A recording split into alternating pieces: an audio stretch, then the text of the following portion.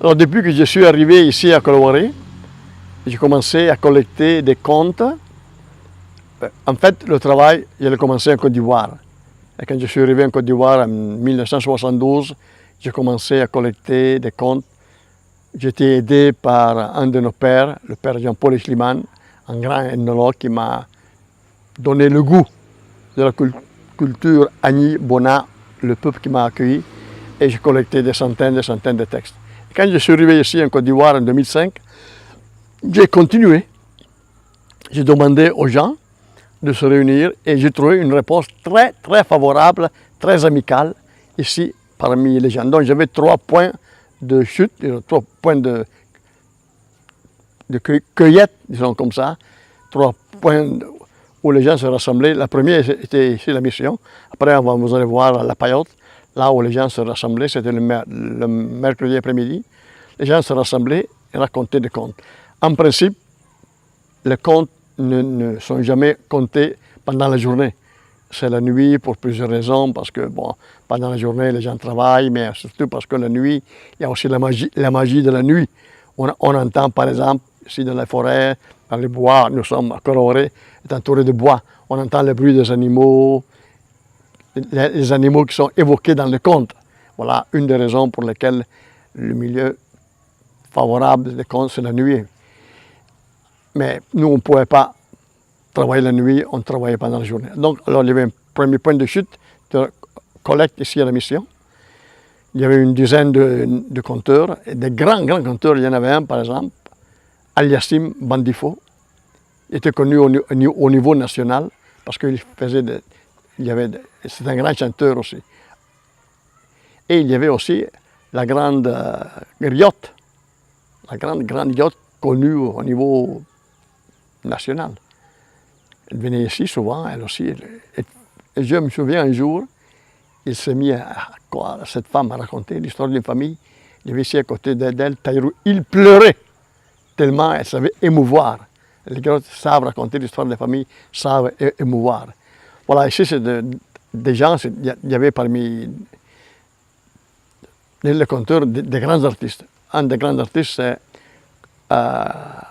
Aliassim Bandifo. Après, peut-être je vais vous montrer, j'ai fait un petit recueil de ce texte et j'ai mis sa photo sur la couverture.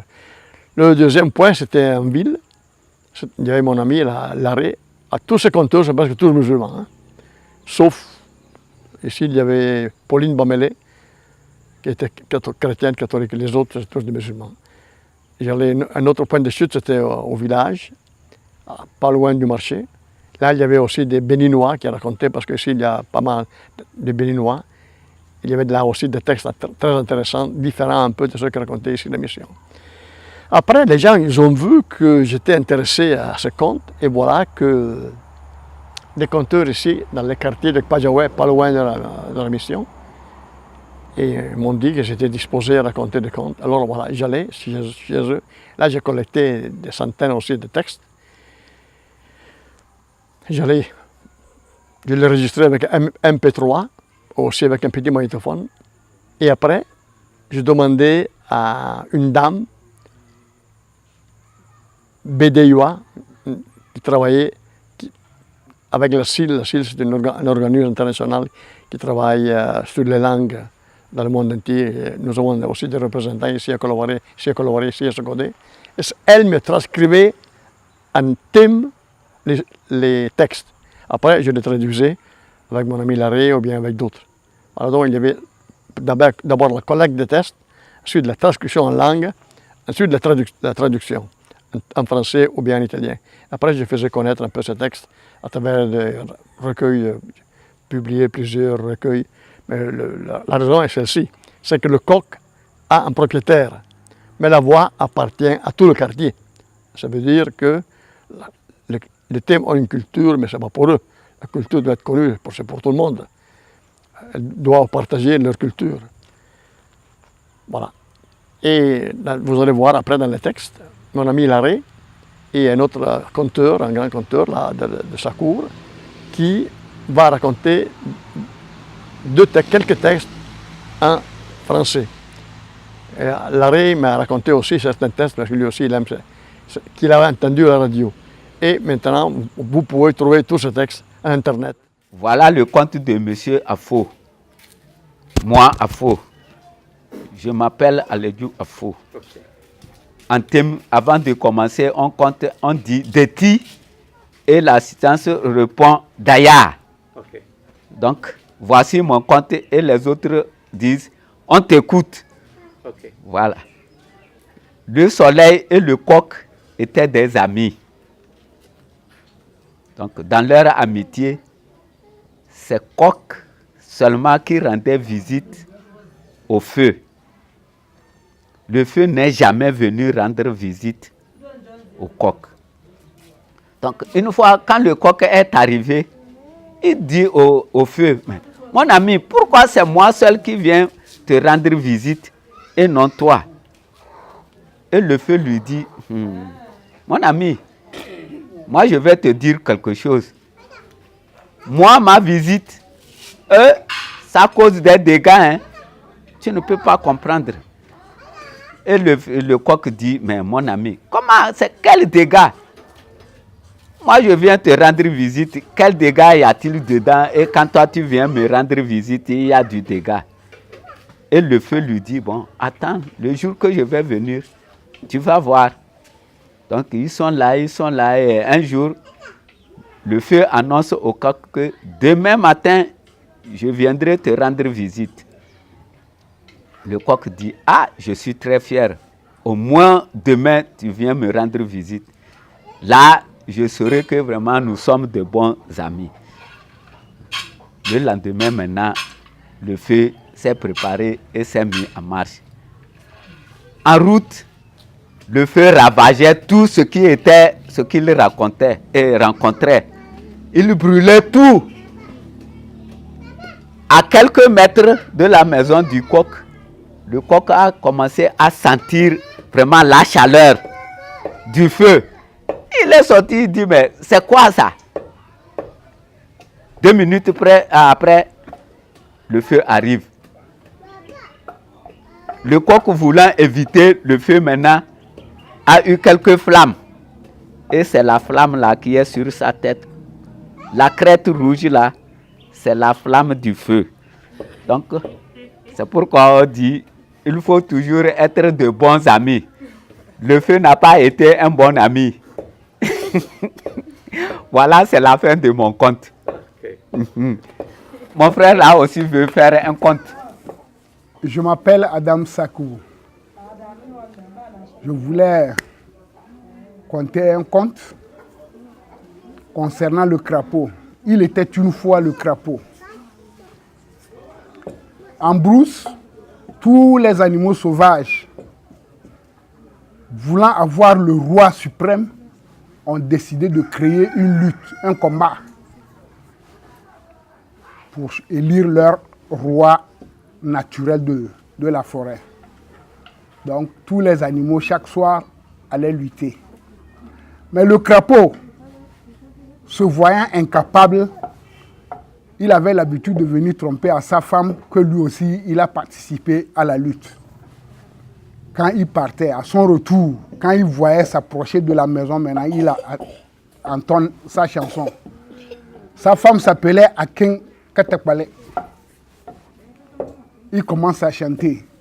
Akin Katakpale yo mwinta mwinta, Akin Katakpale yo mwinta mwinta, mana tu dalo mwinta mwinta, mana na dalo mwinta mwinta, nizmali yo mwinta mwinta, naro takoka mwinta mwinta.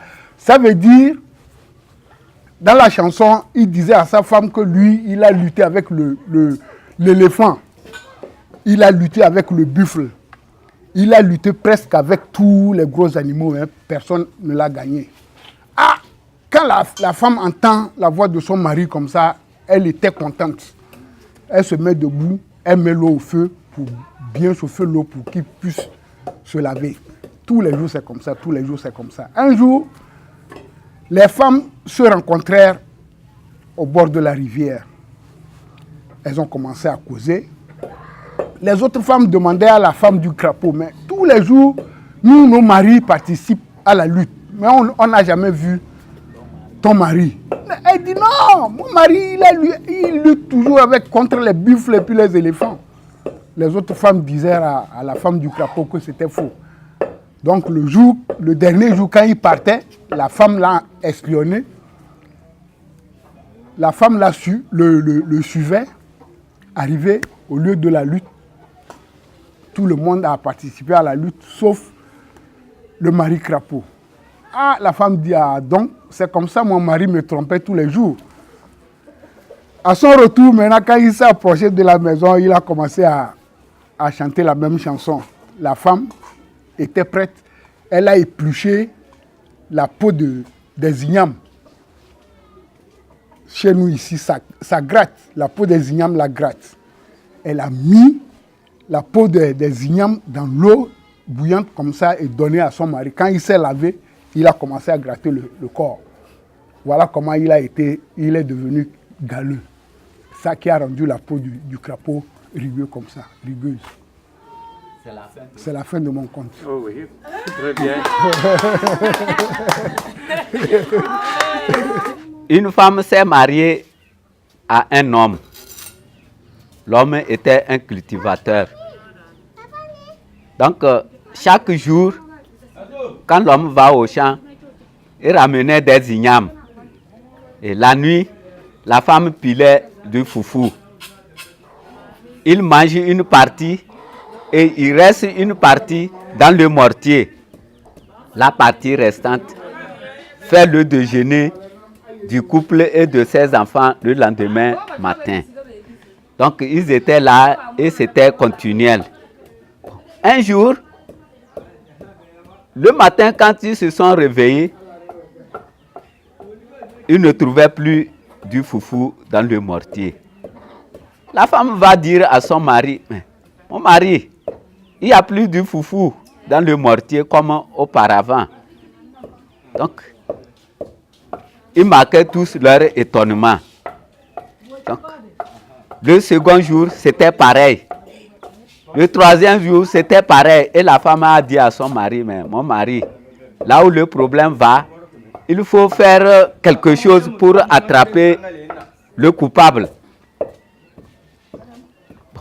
L'homme dit, « Ça ne fait rien. Peut-être la personne qui fait cela a aussi faim. Donc, on va recevoir la bénédiction de Dieu. » La femme dit, « Merde, pas question. Il faut faire quelque chose pour trouver le coupable. » Donc, le lendemain, le mari a préparé comme une piège pour laisser à côté du mortier. La femme a préparé un piège pour laisser à côté du mortier. La nuit maintenant, quand ils sont rentrés pour dormir, le soleil est venu pour manger le foufou. Donc c'était le soleil qui venait chaque nuit prendre le foufou.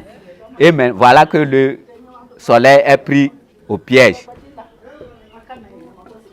Ils étaient là, ils ne faisaient pas jour. Parce que vous savez que c'est le soleil qui se lève pour donner le jour. Mais là, ils sont là, ils disent, mais comment? On dort à l'infini, il ne fait plus jour. Bon, le soleil a entendu et le soleil s'est mis à chanter. Bon, la chanson que la dame a chantée, moi je ne peux pas.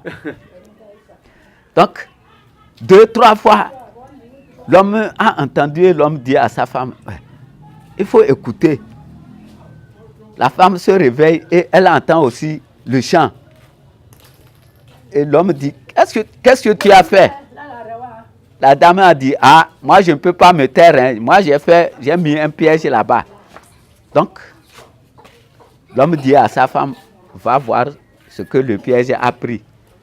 Et tu sauras ce que tu vas faire. La femme dit, oh, moi je ne peux pas, j'ai peur, je ne peux pas. L'homme courageusement est sorti et il a vu que dans tout le mortier, c'était rouge. C'est comme au petit matin, quand le soleil s'élève à l'horizon, c'est rouge. Donc, dans le mortier, c'était comme ça. Et L'homme dit, ah, sors voir ce que tu as récolté.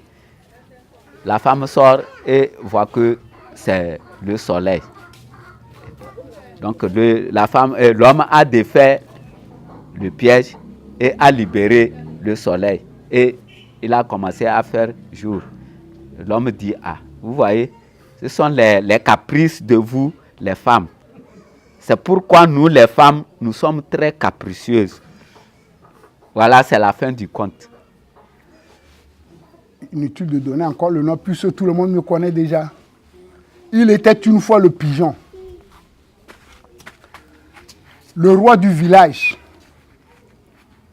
avait une fille qui était arrivée à l'âge de se marier. Voilà comment il a organisé une réunion de tout le village. Quand tous les habitants se sont réunis maintenant, il a annoncé la nouvelle que non, ma fille a eu l'âge de se marier, mais je ne peux pas oser donner ma fille en mariage à un lâche. Il faut un courageux, un brave garçon qui est fort. Le pari, c'est quoi? On va plier toute la terre là, du monde entier là. Celui qui peut transporter ça, c'est lui qui pourra prendre sa fille en mariage. Ah, tout le monde a dit il ne peut pas, tout le monde a dit il ne peut pas. Le pigeon a dit que lui, il peut. Hein? Tu peux, il dit oui, tu peux, il dit oui. Bon, on a plié la terre en tapis. C'est comme ça on a soulevé la terre, on l'a largué sur la tête. Quand il a commencé à marcher là, il a entonné aussi sa chanson. Lenkiti ababa wina sonambo ababa lenkiti ababa wina sonambo. Et à quelque part comme ça là, la terre, le poids a commencé à presser sur le pigeon jusqu'à ça lui a aplati. Voilà comment le pigeon est devenu tout petit. C'est la fin de mon conte.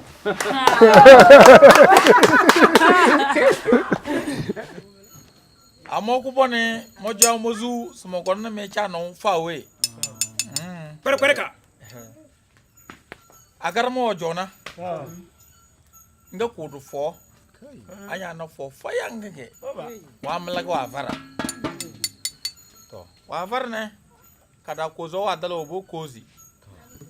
Bo wa dala we obo bo. Wa mla na agbeke. Mbu mo sa agbeke ne. To. Deus e fena agarma telefone da na beller wa mala. When one long mama chicken. Deus e fena telefone da na agarma mo na beller wa mala. Nga agarma jate we. To le na ngini mala na magbama de mi luche ni do. Ngo obo mo na chale ya. Obo mo na chale na ngese chale o le se. Ma var fo ga bella ma saraw. Bien la mozo le be fermo fo ken alba pa mo wenui o ler ma wa mala mo. Abige nya agbama me lomu obi ge na me verenya ya chale ya no e fai nye gbede matiron do ne mo do ma so bi de do eni eta to ke jan ke dan ni ya chale ya gbede ku foli kidin lam ke gbede ka dikidin ko fo na be ganan ko ka do ke de furu ka chan ke de ka vene fojo wendi akara ma de wa mala da fonda ka vene na ble de fe buzuma asuba agence ke gbazebele na asuba agence ke gbazebele na ben vau wangbade kone wa base lere wa mala wala wando kai wala wando na ge chalias awagena gawa targate awagena na to na vau tatlele bela na matana bela na ga be malam wa jaw kezi be na be chalia ka chalias e kone chalia wa mata ka zazo kwa ka dan jakan mata bichare se kokoni ogodu nega chalia wa matana yo ka wa zazi lo dese chalia sole e talajo e ba kone no e tomne wa matana ga chalia se unti ya ba yang matiga matani ge chalia luzian gbamo na me verinya na fa wo double e to le da pineni to na fa wo luzi na gbamo chalia wa zaze na fa so matanta ni unti yang matane ni nga yede materga bu jonya bile se to komando nyana gbamuda ama jamang mate kanya ne ka zori gawa taragate to ainga no bawe kwa disale Charlie a quadero non bamuda, que Charlie a zubilim do no bavura da kojo. Mo ke de. Be mo kan nga to. Gawo na nya varna wamla. Nga pausa ai. Ai ga nya ngori yene. Nga wa ben mere gang. Ai, nga bo do bonda. Kirip. Ba quadero non se lesge. Charlie sen tapesna nga no se manda siyo. Nga ba pesna. No se. Gawo Charlie ben mere ro ka da sen bamuda nga no aga. Bawo zo ka Charlie we. Kamarana ko nang bamuda tenda. To, pemasu aga badal lilin faso wasa varra maka galau. Inga Charlie sim. Na fa wajan sen. Chega bien di bra. Na ko bona bana se wasa no dorna dana mena ko kare. Inga dozo era bana man wada dan funni dama ame giti ma se wasa edina. Don go gudu. Dalle ala fiye so time ko time feri ngene mala. Aye giti man ta se. Inga wa man yimar roge. Inga na fa wasa se. No dorna dana mena ko kare inga fa fara. Kara fara ko bo na fa do. Kiri. Vaya to fela baba. Se no dorna dana. Bongo do kiti ba do. Panenge bama de nga Charlie aja kale na fa. Bamuda ka salade. Na fa bo jo wa zoro be dasna ke ba garma. Be kamen gezme bilen do chano kenge bilen agarma aba ya wonde punde ne lu jona samne isa agarma ele jona rapid panaranga da jona da sam na ba to so ruchalla da sam dondo agarma si se gama zindu agarma ga kada to na mo kenge ge ne fo cho wa zor bele wa zore ge be dasna ke ba agarma karnga ge ne fo sa ha ni la ga ma so la singe mayo mo ye london do nya de na mate ga agarma so ga mala ge ne fo wa ba agarma ba ma wo bo zina ba binne pa de do wera te na gala sin ya agarma no ngete ko ma se tembele ma se de do wera gawa taragate